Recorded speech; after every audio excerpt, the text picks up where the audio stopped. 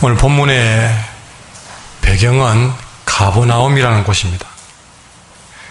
예수님께서 가버나움의 어느 집에 들어가셨습니다. 근데 그 집은 아마도 베드로나 안드레 이 형제의 집이었을 거로 여겨집니다. 이 가버나움에 사는 수많은 사람들이 예수님께서 베드로의 집에 있다는 소문을 듣고 몰려왔습니다. 베드로와 안드레의 집은 사람들로 인해서 문 앞까지도 들었을 자리가 없을 정도로 수많은 사람들이 예수님을 보기 위해서 몰려왔습니다. 그런데 그 수많은 사람들 중에 예수님께 주목받은 사람은 따로 있었습니다.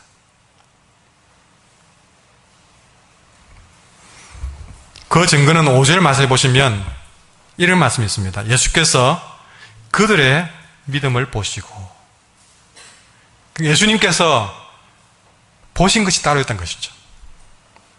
무엇을 보셨느냐? 그들의 믿음을 보셨다. 이 그들은 예수님을 보고 싶어서 달려온 수많은 사람들이 아니었습니다. 예수님께 주목을 받은 그들은 누구일까? 3절에 보니까 한 중풍병자를 메워가지고 예수님께 데려온 4사람이 바로 그들이었습니다. 예수님은 그들의 믿음을 보시고 그들이 메고 온 이 중풍병자를, 이 중풍병자가 실려왔던 바로 그 상을 들고 갈 수 있는 기적을 베풀어 주었습니다.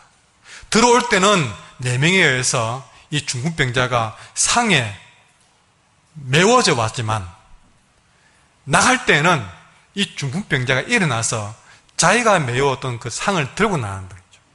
다시 말해서 중풍병을 고침받고 나갔다는 것입니다. 오늘 예배에 임하신 여러분들은 때론 인생의 중풍병 같은 무거운 그런 문제에 매여서 그 상에 매인 채로, 그 근심거리에 매인 채로 이 예배당에 왔을지 모르지만, 나갈 때에는 그 문제의 상을 이제는 들고 나가는 그런 축복이 있기를 원합니다. 그러면 오늘 예수님께서 이 가버나움의 기적의 현장에서 무엇을 주목했느냐? 우리는 예수님의 눈이 되어서 예수님이 눈길 가는 곳에 우리의 눈길을 한번 갈 필요가 있습니다. 여러분, 길 가다가 재밌는 그런 행동을 할 때 있습니다. 한 번씩 길 가다가 이렇게 길에서 손을 들고, 그러면 지나가는 사람들이 이 사람이 갑자기 손을 들고 주목하는 그곳에 뭔가 싶어서 따라 쳐다봅니다. 우리는 그런 마음으로 예수님이 주목하고 지시하는 그곳으로 과연 예수님께서 지금 무엇을 보고 있는가, 예수님의 마음을 가지고 본다면 거기에 인생의 놀라운 해답이 보일 줄 믿습니다. 첫째, 예수님께서 주목하신 것은 무엇이냐? 따라합시다. 예수님께 나아오는 믿음을 보십니다. 한 번 더 시작. 예수님께 나아오는 믿음을 보십니다. 여러분, 우리가 믿고 있기로는 우리 인생의 축복의 근원은 예수님입니다. 우리가 이것이 잘못되어지면, 이것이 안 믿어지면 모든 것들이 다 엉클어집니다. 내 복의 근원은 예수님이다. 복의 근원 강림하사, 그렇습니다. 내 복이 어디 있는지를 분명히 아셔야 됩니다.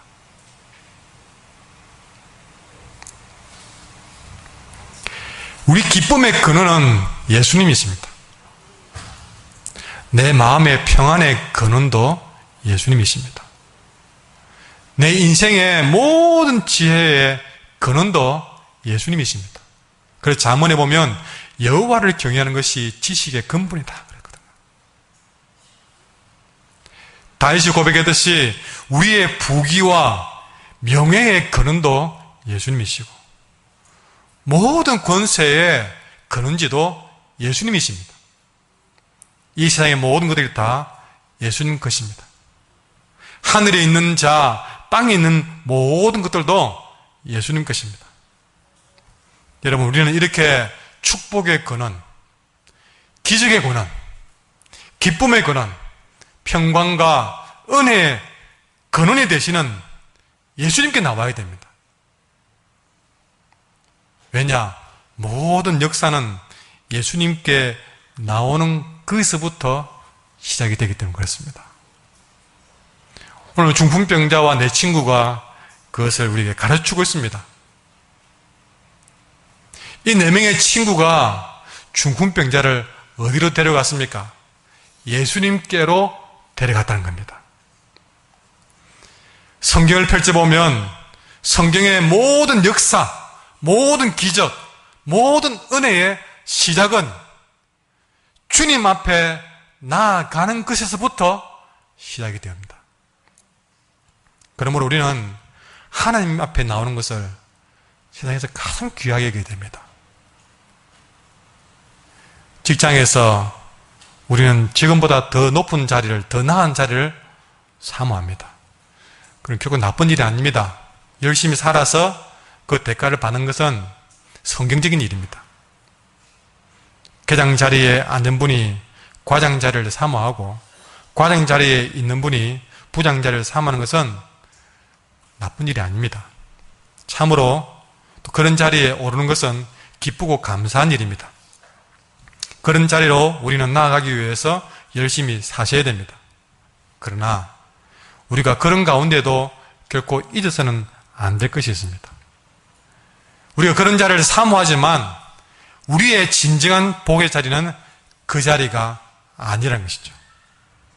이 세상에서 가장 복된 자리는 지금 저와 여러분이 하나님 앞에 나와서 예배드리는 바로 이 자리가 우리에게 주어지는 가장 복된 자리라는 사실을 우리 한길교회 교인들은 잊지 않기를 간절히 소망합니다. 성경에서 가장 사랑받고 가장 많이 암송하는 구절 중에 하나가 시편 23편입니다.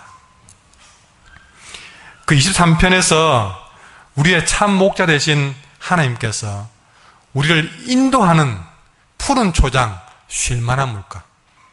우리 목자가 그 양무리를 푸른 초장으로 쉴만한 물가로 인도한다고 했습니다. 하나님이 사랑하는 양들을 인도하는 푸른 초장과 쉴만한 물가가 어딘가?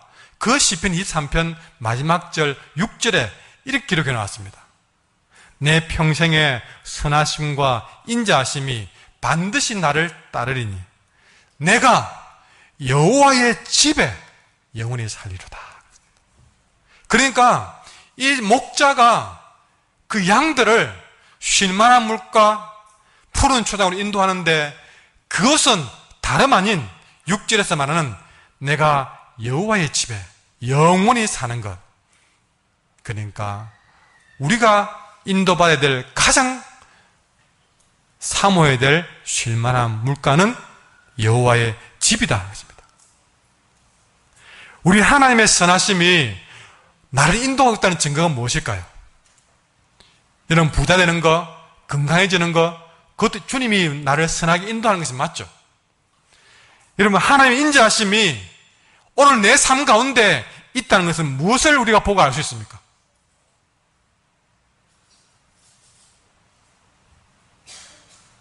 그거는 내가 오늘 바로 이곳 여호와의 집에 이 집에서 예배를 드리고 있다는 것이 하나님의 선하심이 우리를 인도하고 있다는 증거고 하나님의 인자하심이 나와 함께 하고 있다는 증거가 지금 내가 이곳에서 예배를 드리고 있다는 것입니다.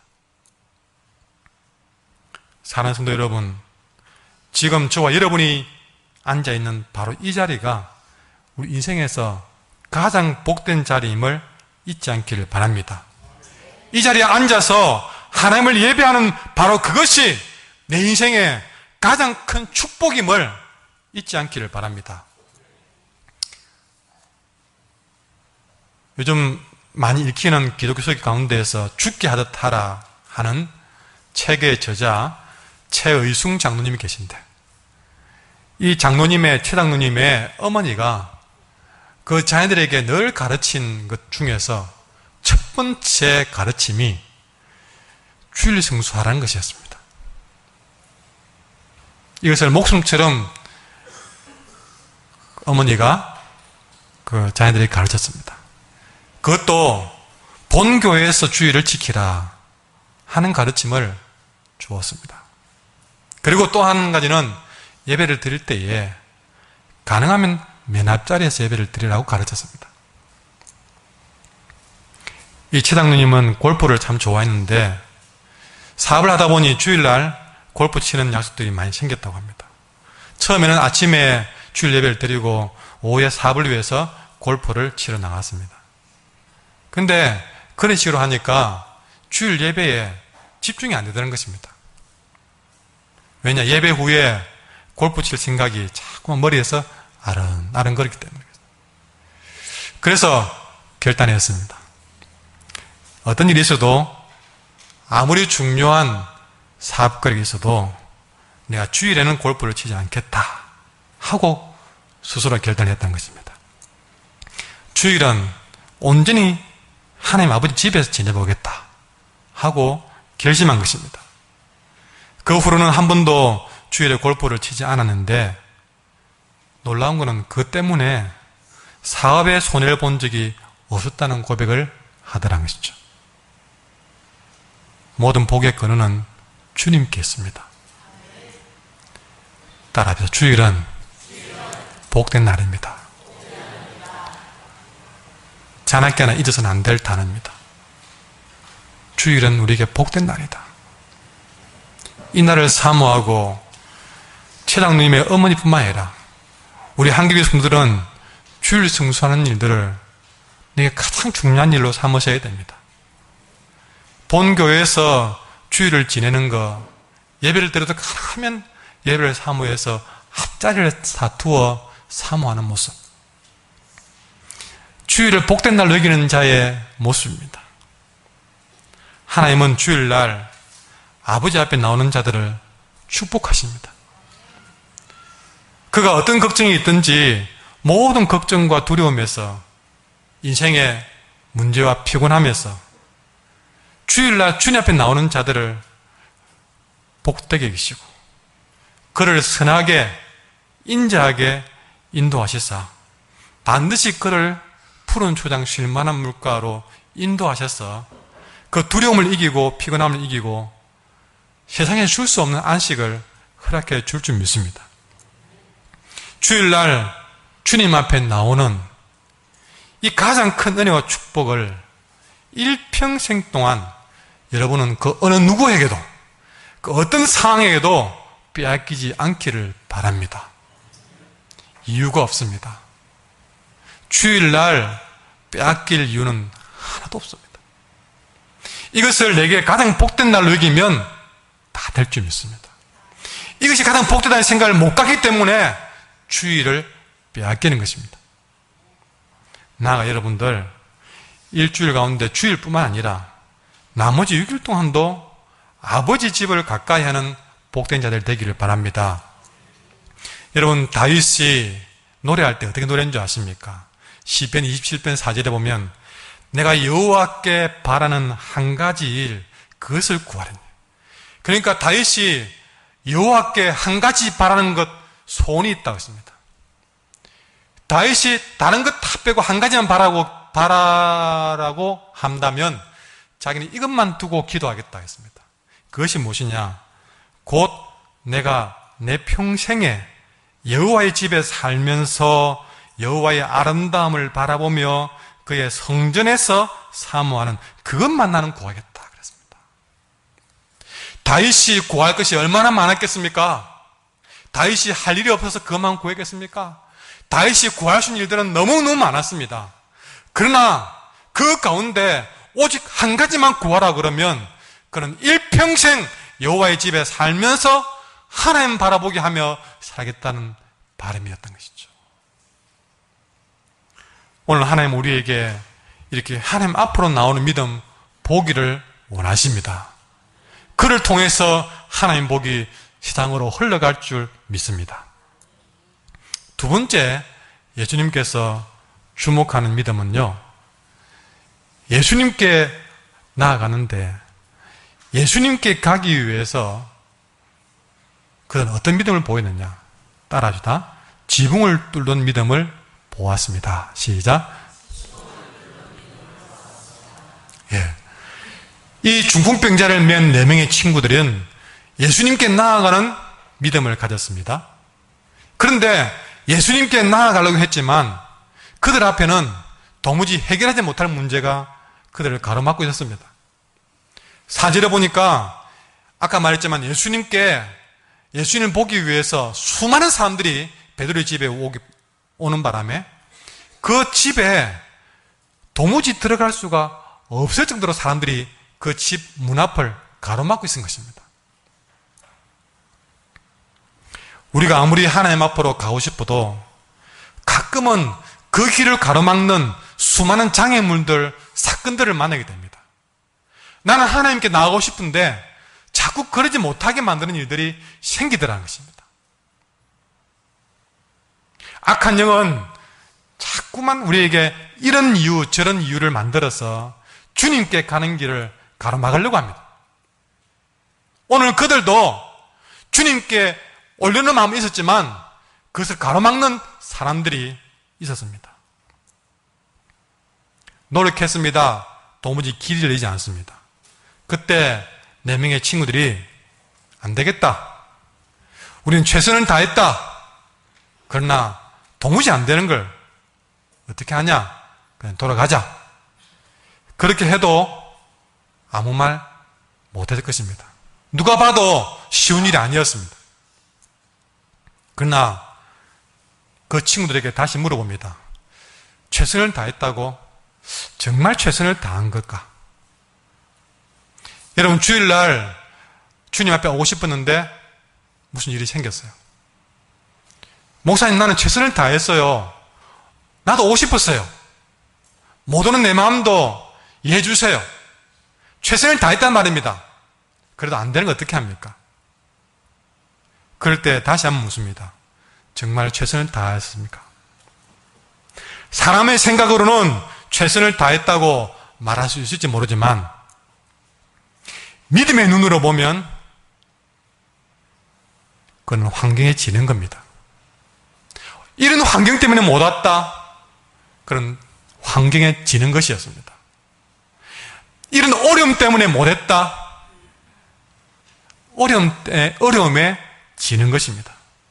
이런 고난 때문에 못했다. 고난에 무릎 꿇는 것입니다. 여러분, 구약의 에스더서를 보면 에스더는 그의 백성 유대민족이 하만의 손에 몰살당하게 되었다는 급박한 소식을 들었습니다. 이 백성을 구해야 되는데 에스더에게 문제가 있습니다. 그 나라의 법으로는 그가 왕후였지만 왕이 오라는 말을 하지 않으면 감히 나갈 수가 없습니다. 왕이 부르지 않는데 나가게 되면 그가 왕후라도 목숨을 빼앗길 수밖에 없는 그런 법이 있었습니다. 그러니 왕이 부르지 않는 것이 그들에게 문제였습니다. 그러나 그때 에스더는 그의 백성들에게 기도를 부탁할 때 이렇게 부탁했습니다. 에스더 4장 16절에 보니까 어서 유다 백성들을 모아서 나를 위해 기도해 주세요. 그렇게 하고 난 다음에 나는 왕 앞에 나아가겠습니다. 그때 했던 말이 죽으면 죽으리이다. 왕 앞에 나가면 죽을 줄 알지만 그 죽음이라는 지붕을 뚫고 나가는 것이었습니다. 바로 이것이 지붕을 뚫는 믿음이었습니다. 안 되는 줄 알지만, 어려움과 고난이 가로막고 있지만, 그걸 알고도 그 지붕을 뚫고 나가는 믿음, 이것이 바로 지붕을 뚫는 믿음이었습니다. 오늘 4명의 친구들 안에 있었던 믿음이 바로 이 믿음이었습니다. 이들이 지붕을 뚫을 때에 누가 찬성했겠습니까? 사람들은 이들이 지붕을 뚫을 때에 너 미치지 않니? 미치지 않고 어떻게 그럴 수 있니? 아무리 예수가 좋다고 하지만, 아무리 중풍병자를 고친다고 하지만 어떻게 그렇게까지 할 필요가 있겠니? 아마 수군거리고 손가락질했을 것입니다. 굳이 그렇게 남의 지붕까지 뚫어가면서 예수님께 가야 되겠니? 그래, 맞아. 이건 내 지붕도 아니고 그렇게까지 할 필요는 뭐 있겠어? 심지어 어쩌면 그들에게 매여온 중풍병자도 이 친구를 말려줄지 모릅니다. 친구들아, 아무리 그래도 그렇지 어떻게 남의 지붕을 뚫을 수 있겠냐? 너희들 마음을 아니까, 오늘만 날이 아니니까 나중에 다시 오자. 이 중풍병자도 아마 그렇게 했을 것입니다. 그러나 4명의 친구는 사람들이 막아도 지붕이 덮여서도 포기하지 않았습니다. 그 상황에 무릎 꿇지 않았습니다. 아니, 오히려 그 지붕을 뜯어냈습니다. 그 믿음으로 지붕을 뚫었을 때 그것은 기적의 문을 여는 일이었습니다. 믿음으로 지붕을 뚫을 때에 그것은 축복의 문을 여는 일이었습니다. 믿음으로 지붕을 뚫을 때에 승리의 문이 열리는 순간이었습니다. 지붕을 뚫은 에스더의 믿음을 보고 역사가 일어났습니다. 에스더서 5장 2절에 보니까 왕후 에스더가 뜰에 선 것을 왕이 보고 왕의 마음이 그 에스더를 볼 때에 매우 사랑스러운 마음을 갖게 하였습니다. 그리고 7장 10절에 보면 모르드게가 매달리려고 만든 나무에 하만이 매달리는 기적이 일어나고 말았습니다. 여러분, 이처럼 우리 앞을 가로막고 있는 문제를 뜯어내는 것은 믿음입니다. 항상 우리 앞에 문제는 나를 가로막게 될 것입니다. 우리는 그 문제 앞에 얼마나 많이 돌았었나요? 그래도 우리는 믿음이라고 했습니까? 어찌 그것이 믿음이라고 할 수 있겠습니까? 진짜 믿음은 그때부터입니다. 문제를 풀어내는 것은 항상 믿음이었던 것이죠. 에스더에게 당한 문제를 풀어내는 것도 믿음이었고, 이 4명의 친구들이 당한 문제를 풀어내는 방법도 믿음이었습니다. 친구들이 지붕까지 뜯어낸 이유가 무엇이겠습니까? 이 병자를 예수님께만 데려다 놓으면 고칠 수 있다는 믿음이 있기 때문에 지붕을 뚫은 것입니다. 그 믿음이 없었다면 그는 지붕을 뚫을 이유가 하나도 없었던 것이죠.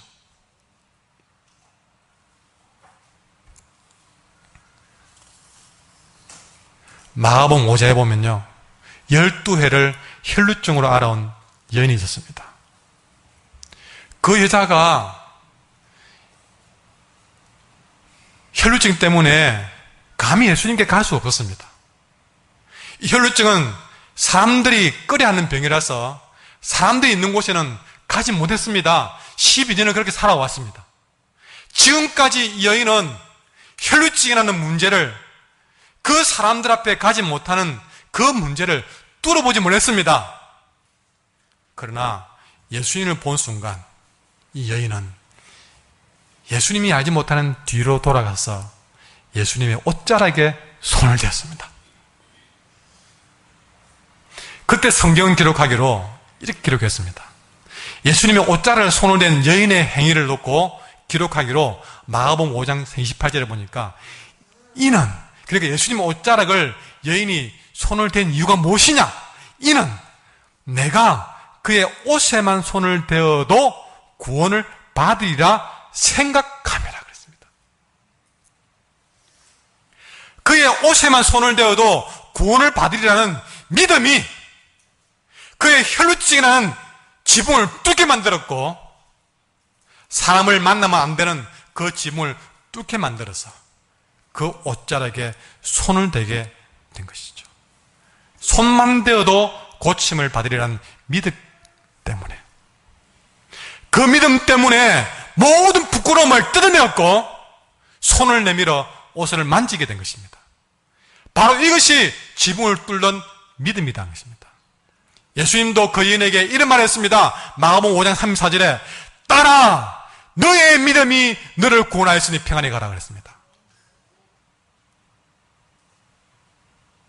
옷에 손만 대어도 구원받겠다는 믿음이 지붕을 뚫게 만들었고 그 믿음이 그를 구원했습니다. 여러분의 삶에도 장벽이 있습니까? 바울은 내게 능력 주시는 자 안에서 모든 것을 할 수 있다고 말했습니다. 그 어떤 상황에도 좌절하지 않고 소망을 빼앗기지 않는 지붕을 뚫는 믿음을 말씀하신 것입니다. 여러분, 우리 앞을 가로막는 장벽이 아무리 태산같이 높다 할지라도 피할 길이 있음을 잊지 말아야 됩니다. 내 눈앞에 모든 것들이 전부가 아니란 것입니다. 분명히 지붕에 가는 것처럼 아무 대책이 없는 일도 있을 수 있습니다. 그러나 인간적인 방법에서 아무 대책이 없는 지붕이지만 분명히 하나님이 예비하신 또 다른 길이 있었던 것이죠. 이 4명의 친구에게는요, 지붕을 뜯어내는 것이었습니다. 생각지 못한 일을 한 것이죠. 그것이 바로 주님이 예비하신 또 다른 길이었습니다. 이 땅에서 모든 길이 막혔다면 하늘로 향하는 길은 반드시 열려있다는 것입니다. 그러니 어떤 경우에도 좌절, 낙심, 포기해서는 안 된다는 것이죠. 그럴 때일수록 우리는 믿음을 가지고 그 문제를 풀어내야 된다는 것입니다. 우리에게 장벽 막힘이 있습니까? 오히려 그것은 내 현실을, 내 능력을 초월한 그것을 넘어서서 주님을 만날 수 있는 기회가 주어진 것입니다. 내가 전혀 상상할 수 없었던 그런 방식으로 주님 만날 수 있는 기회가 주어진 것입니다. 내 삶 속에 장벽이 있습니까? 그것은 주님을 직접 만나는 기회가 됨을 잊지 마시기 바랍니다. 그것은 바로 지붕을 뚫는 믿음의 기회입니다. 마지막으로 오늘 주님 보신 믿음은 따라하십시오. 그들의 믿음입니다. 따라하십시오. 나의 믿음이 아니라 그들의 믿음을 보셨습니다. 예. 오늘 지붕을 뜯어낸 4명의 친구들은 이 중풍병자를 사랑하는 마음으로 끈을 꽁꽁 묶어가지고 그 중풍병자 누운 상을 예수님께 달아내렸습니다. 거기서 중풍병자는 예수님께 고침을 받았고 자신이 실려왔던 그 상을 가지고 집으로 돌아가게 됩니다. 이렇게 지붕을 뚫어내는 이 사건 현장에서 예수님이 주목한 것은 중풍병자도 베드로도 수많은 사람도 아니라 이 환자를 주님께 달아내려온 이 4명의 믿음이었습니다. 다시 보지만 5절에 보면 예수께서 그들의 믿음을 보시고 그랬습니다. 그들의 믿음을 보셨다라고 분명히 말씀하십니다. 그의 믿음이 아닙니다. 그들의 믿음입니다. 만약에 예수님께서 중풍병자의 믿음을 보셨다면 그의 믿음이라고 기록했을 것입니다. 그러나 분명히 말했지만 그들의 믿음을 보았습니다. 중풍병자를 위해서 지붕까지 뚫고 내리는 친구들의 믿음을 보았다는 것입니다. 그리고 그 중풍병자에게도 5절에 작은 자여 너의 죄사함을 받았다고 말한 걸 보면 중풍병자에게도 믿음이 있은 것은 분명합니다. 그러나 이 사람 믿음이 다 있었지만 오늘 주님이 주목한 것은 중풍병자 친구들의 믿음입니다. 이와 비슷한 얘기를 마태복음 8장에서 보는데요. 거기는 백부장이 나옵니다. 백부장이 있었는데 자기의 종이 중풍병으로 쓰러졌습니다. 이 백부장은 주님께 달려와서 주여, 내 하인이 중풍병으로 집에 누워 몹시 괴로워합니다. 예수님 말했습니다. 네가 가서 고쳐주어라. 그때 백부장이 말하기로 주여, 내 집에 들어오심을 나는 감당하지 못하겠사오니 말씀으로만 하옵소서. 그러면 내 하인이 낫겠습니다. 예수님이 이 백부장의 믿음을 보고 주위 사람들에게 이 백부장의 믿음을 칭찬했습니다. 마태복음 8장 10절에 말하기로 내가 진실로 이르노니 이스라엘 중 아무에게도 이만한 믿음을 보지 못했다. 유대인도 아니라 백부장의 믿음, 이만한 믿음을 보지 못했다. 그리고 말합니다. 가라, 네 믿음대로 될지어다. 그랬습니다. 예수님이 그렇게 말씀하자마자 즉시 백부장의 하인이 나았다고 기록되었습니다. 예수님이 하인의 믿음을 보았습니까? 아닙니다. 오늘 주님이 본 믿음은 하인이 아니라 백부장의 믿음을 보았습니다. 그런데 낫기로는 하인이 나았습니다. 예수님이 기적을 행한 이유는 백부장의 믿음 때문이었습니다. 마가복음 5장에 보면 회당장 야이로가 자기의 12살 난 딸이 죽어간 것을 보고 예수님에게 달려왔습니다. 예수님께 간구합니다. 내 어린 딸이 죽게 되었으니 그 위에 손을 얹으사 그로 구원받게 하소서. 즉시 예수님은 야이로의 딸을 살리기 위해서 달려갑니다. 그런데 가는 도중에 소식이 왔습니다. 딸이 죽었으니까 예수님이 와도 소용없습니다. 장벽을 만난 겁니다. 그때 야이로가 절망했습니다. 그런데 예수님께서 야이로에게 말씀하시기를 두려워 말고 믿기만 하라 그랬습니다. 그때 야이로는 예수님의 말씀을 듣고 그래, 두려움을 떨치고 예수님을 향한 믿음을 다시 붙잡았습니다. 그런데 그 믿음대로 딸이 살아났습니다. 이 성경에는요, 야이로의 딸이 주님 믿겠습니다 한 것은 어디에도 기록되어 있지 않습니다. 죽은 딸이 어떻게 믿겠다고 말하겠습니까? 죽어서 믿을 수도 없습니다. 중요한 것은 야이로의 믿음이었습니다. 야이로의 믿음을 보시고 그의 딸을 살려주셨습니다. 오늘 우리는 중풍병자를 메고 온 4명의 사람들, 그리고 백부장 야이로를 통해서 믿음이 얼마나 놀라운 능력을 보는지 보았습니다. 예수님은 이처럼 우리의 믿음을 통해서 우리 자녀를 살리십니다. 우리의 믿음을 통해서 우리의 가정을 살리십니다. 야이로처럼, 백부장처럼, 4명의 친구들처럼 우리의 믿음을 통해서 아직도 예수님께 나오지 못한 그 이웃을 살리고, 우리의 믿음을 통해서 내 친구를 살리고, 우리의 믿음을 통해서 이 땅을 살릴 줄 믿습니다. 아까 말씀드렸던 최의숭 장로님이 쓴 죽게 하듯 하라는 책에 보면 그 어머니에 대한 간증이 여럿 있는데, 장로님은 자기가 복을 받은 가장 큰 이유는 어머니로부터 철저한 신앙교육을 받았기 때문이라고 고백했습니다. 그 어머니에 대한 간증 가운데 그 어머니는 비가 오나 눈이 오나 늘 새벽 기도를 거르지 않았고 항상 하루 일과를 새벽 기도를 시작했던 것이죠. 새벽 기도를 시작한 시간 늘 3, 40분 전에 그 어머니는 교회에 나오셔서 추운 겨울에도 찬물에 걸레를 빨아 강리상을 닦고 바닥을 닦고, 그가 하나님께 부름받기 전까지 그의 어머니는 그 일을 젊은 집사들에게 양보하지 않았다고 했습니다. 어머니는 평생을 그렇게 행동으로 신앙을 보여준 최고의 스승이었다고 말했습니다. 그래서 최우승 장로님은 어머니의 삶을 통해서 최고 유산을 물려받았다고 자랑했죠. 우리는 이런 이야기를 들으면 왜 나는 그런 믿음의 어머니가 없을까 생각할지 모르지만, 우리가 이런 말씀을 듣는 이유는 그런 어머니를 찾는 것이 아니라 우리가 그런 사람이 되자는 것입니다.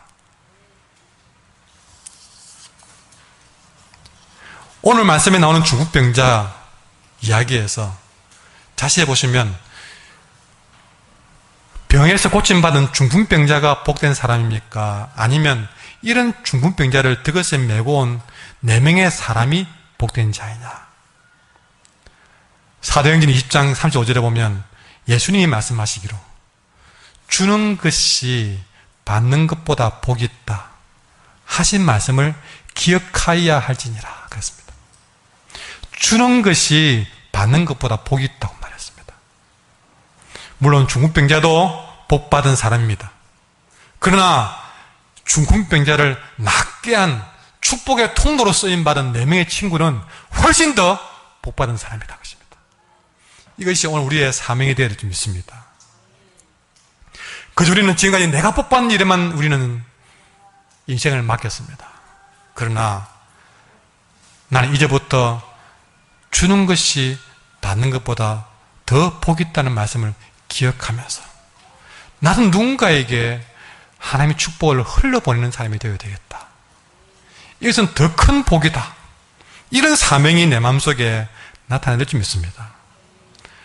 내가 살아가면서 내가 복받는 것도 죽지만 그보다 더 큰 복은 나를 통해서 하나님의 축복이 세상에 흘러가는 것이다. 그렇게 복의 근원이 되고 복의 통로가 되는 것이 내 가장 큰 소망이다. 그게 가장 큰 축복이다. 주님은 오늘 우리 자신만 하나님의 은혜 보좌에 나오는 것이 아니라 우리가 사랑하는 가족들, 친구들, 이웃을 은혜의 보좌 앞으로 이끌 수 있는 그 믿음을 보기로 원하십니다. 오늘 4명의 친구들은 이 믿음으로 중풍병자를 예수님 앞으로 이끌었던 것입니다. 이것이 주님이 주목하신 복이었습니다. 우리가 자녀들에게 줄 수 있는 최고의 복은 무엇입니까? 남편에게 줄 수 있는 복이 무엇입니까? 우리 친구에게 줄 수 있는 최고의 복이 무엇입니까? 그들을 은혜의 보좌로 이끌 수 있는 복이 최고의 복입니다. 기독교 역사상 가장 위대한 믿음의 사람 가운데 어거스틴이 있습니다. 그러나 이 어거스틴의 10대는 말로 다 표현할 수 없는 방탕의 세월을 보냈습니다. 신앙의 어머니 모니카는 이 방탕한 아들 어거스틴 때문에 하루도 편할 날이 없습니다. 답답한 마음을 가지고 늘 교회에 나와서 기도했습니다. 이렇게 기도할 때에 그 교회 담임 목사 암브로스가 모니카에게 이런 선포를 했습니다. 눈물로 기도하는 자의 자식은 망하지 않습니다. 그랬습니다. 이 말을 믿고 모니카는 소망을 가지고 기도의 끈을 놓지 않았습니다. 이 믿음의 기도를 통해서 드디어 축복의 문이 아들에게 열려져 가지고 그가 세상에 둘도 없는 가장 영향력 있는 사람이 되었습니다. 생각할수록 얼마나 놀라운 일인지 모릅니다. 지금까지는 내가 받는 복에만 머물러 있었지만 오늘 말씀은 그보다 더 우리가 복의 통로가 되어서 우리의 믿음을 통해서 중풍병자가 고침을 받고 우리의 믿음을 통해서 자녀가 살아나고 우리의 믿음을 통해서 가정이 살아나고 이웃이 살아나고 믿지 않은 자들이 은혜의 보좌로 나오는 이런 놀라운 일들을 우리가 사모하는 마음. 그래서 요한복음 16장에 보니까 지금까지는 너희가 내 이름으로 아무것도 구하지 아니하였으나 구하라 그리하면 받으리니 너희 기쁨이 충만하리라. 나의 기도가 나의 기도에 머물지 않고 이제 이웃에게로 더 확장되어져 가서 정말 우리가 복의 통로로 쓰임받아 우리의 믿음을 모시고 야이로의 딸을 살리고 백부장의 동원을 살리고 중풍병자를 살린 4명의 친구들처럼 우리의 삶을 통해서 수많은 사람들이 은혜의 보좌 앞에 나오는 이런 놀라운 역사를 우리도 보게 될 줄 믿습니다. 이런 놀라운 축복을 우리 한길이 교회가 받다 누리기를, 성도들이 그렇게 받아 누리기를 간절히 소원하면서 오늘 주님은 우리의 그런 믿음을 보십니다. 그 믿음으로 주님 앞에 나가기를 간절히 소망합니다. 이 믿음 가지고 살기를 소망합니다.